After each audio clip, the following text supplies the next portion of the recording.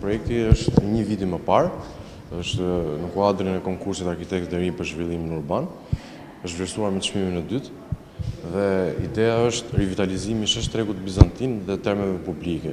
Domethënë krijimi i një trajektore për turistët, të cilët ta vizitojnë qytetin e Durrësit në mënyrë të pandërprerë. Ky ishte thelbi i konceptit.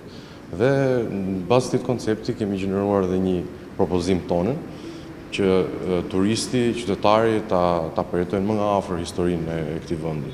Dhe Durrësit i ofrojë turistëve jo vetëm plazh, por edhe turizëm kulturor.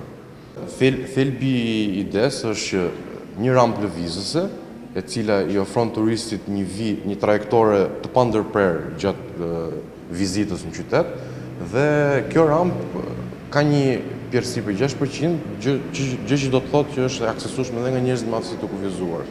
Do të thotë është një mundësi për të gjithë, jo vetëm për.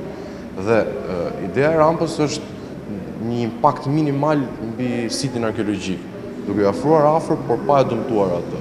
Ky është edhe një nga pikat e forta të projektit. Me xham?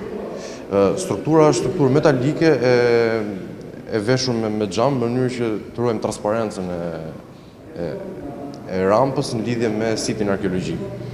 Domethënë, sa më shumë xham, më pak pengojmë, më pak mbyllim historinë, domethënë. Dhe kjo është thelbi i zgjedhjes që kemi propozuar.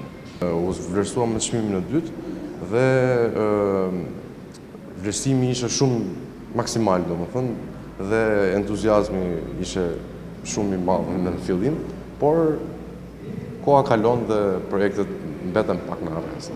Ka hapur debat dhe është pëlqyer goxha dhe nga njerëzit, vizitorët e kësaj galerisë, por kemi pasur edhe sugjerime për ndryshime të vogla, për